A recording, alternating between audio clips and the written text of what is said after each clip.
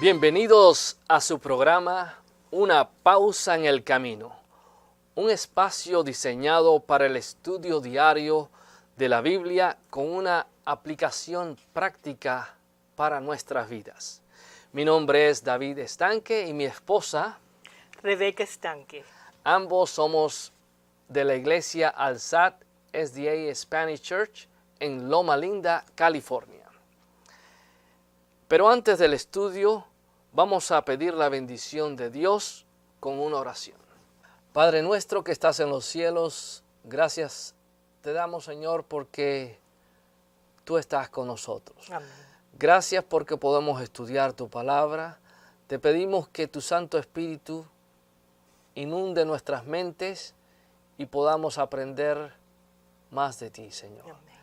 Que podamos tener una aplicación especial en nuestras vidas y que esta aplicación tenga efecto para aquellos que nos rodean. Amén. Te lo pedimos todo en el nombre de Jesús. Amén. Amén.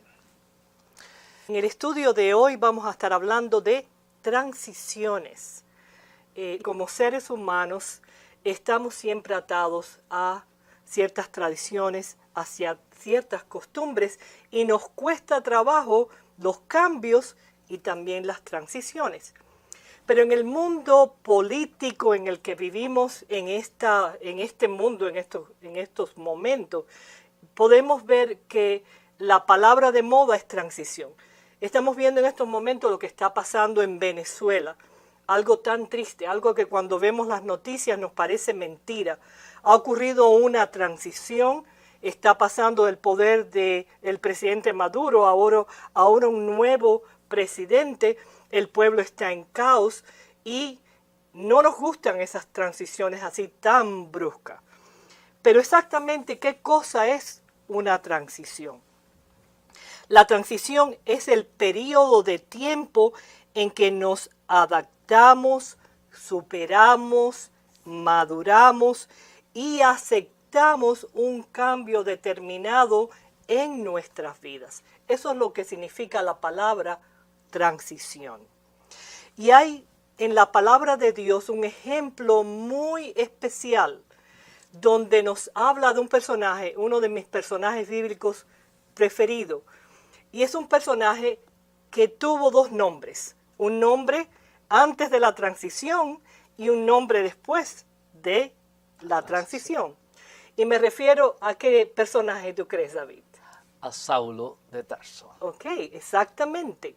Este personaje, Saulo de Tarso, era un hombre que era instruido a los pies de Gamaliel, un hombre que era sabio según los conocimientos del mundo de su tiempo, era ciudadano romano, tenía una educación griega, helenística, era un hombre que cumplía la ley según los fariseos en todo el sentido de la palabra.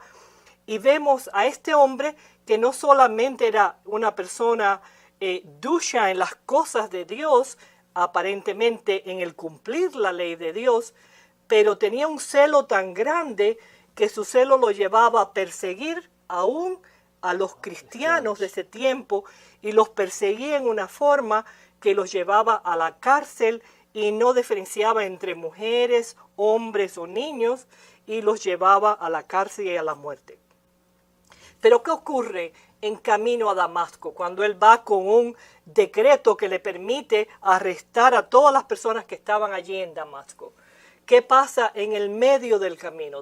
Una luz increíble, ¿verdad? Que llena todo el camino en ese momento, lo ciega a él y de esa luz tan increíble y sobrenatural se escucha una voz y él escucha, las personas escuchan algo pero no pueden identificarlo, pero Saulo puede escuchar la voz que le dice, ¿por qué me persigues? Dura cosa te es dar cosas contra el aguijón. Y ahí vemos que ese es el encuentro, el momento determinante donde la vida de Saulo se encuentra con Jesús. Él mismo lo describe, esa experiencia, como, dice, como un abortivo. Yo, como el último de los apóstoles, me encontré con Jesús. Y ahí comienza la transición de la vida de Saulo. Y comienza a cambiar de un hombre perseguidor de la fe de Jesús y de Jesús a un hombre que daría su vida por el mismo Jesús que había perseguido y que llegó a ser un campeón verdaderamente del Evangelio. Y que no tuvo a menos su vida y sabemos por la escritora, una de nuestras escritoras favoritas, Elena White, que dice que murió, y la historia lo dice, murió decapitado. Y que en esos últimos momentos que él tuvo, antes que le cortaran la cabeza, su pensamiento se fue hacia adelante en la presencia de ese Jesús que fue su compañero durante toda la vida. Qué interesante cómo esas transiciones, que son cambios también, que nos ayudan a adaptarnos, a madurarnos, nos ayudan a crecer también en nuestra vida cristiana. No solamente son transiciones físicas las que ocurren alrededor nuestra, sino transiciones espirituales. Y podemos ver algunos de esos cambios producidos en el apóstol Pablo.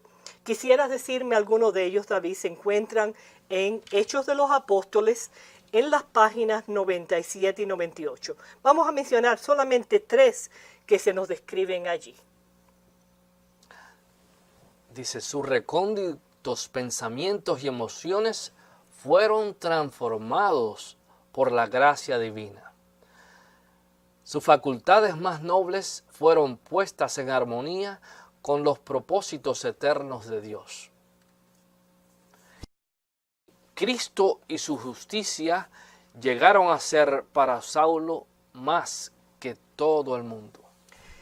¿Qué podríamos decir para quizás cada uno de ustedes que nos están viendo y escuchando en este día, quizás nosotros también en nuestra experiencia, David, cuando pensamos que esos cambios, esas transiciones son demasiado grandes para nosotros y que quizás nosotros no podemos enfrentarlas y aún pasar esas transiciones, adaptarnos a ellas?